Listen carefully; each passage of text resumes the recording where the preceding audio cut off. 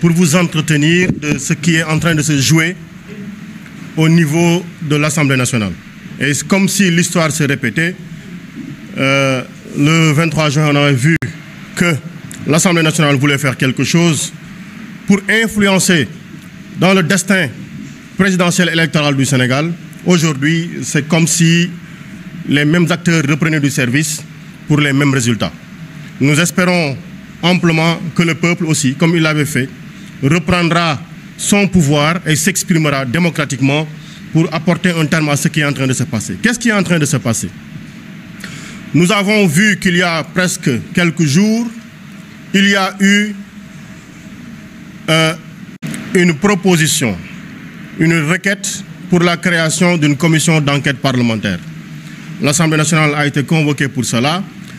Et si vous avez bien suivi ce qui s'est passé, nous avons démontré que le groupe parlementaire Yewwi Askan Wi avait déposé énormément de demandes de création de commissions d'enquête parlementaire qui systématiquement ont été rejetées sans forme ni discussion.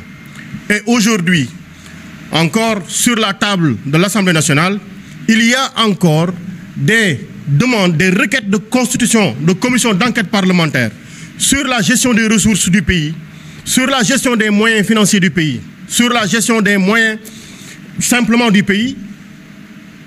Il y en a au moins aujourd'hui une bonne dizaine sur la table de l'Assemblée nationale qui n'ont pas été ouvertes. Alors, et le dernier en date du 27 décembre, avec ce cadeau fiscal de 130 millions est déposé par notre collègue député de Yewwi, M. Guy Marius Sagna. Alors, aujourd'hui, on nous dit, en mode fast-track, il fallait ouvrir une commission d'enquête parlementaire.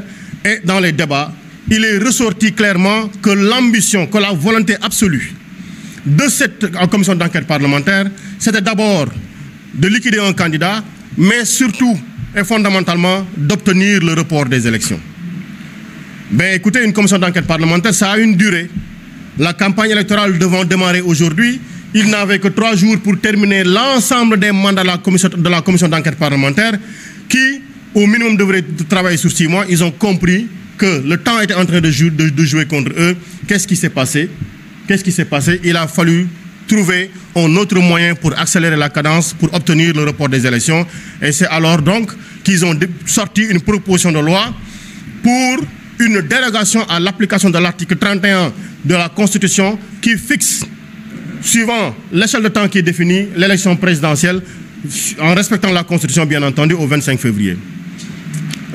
La proposition de loi, donc, propose qu'il y ait un report de l'élection présidentielle jusqu'au 25 août, premièrement, que deuxièmement, que le président de la République continue ses fonctions jusqu'à l'installation de son successeur. Mais nous savons tous qu'il y a des conditions que doivent respecter une proposition de loi. D'abord, elle doit être conforme à la loi, à la Constitution. Deuxièmement, elle ne doit pas avoir d'incidence financière, sinon elle devrait elle-même, la proposition de loi, comporter les moyens de prendre en charge ces incidences financières. Ce que nous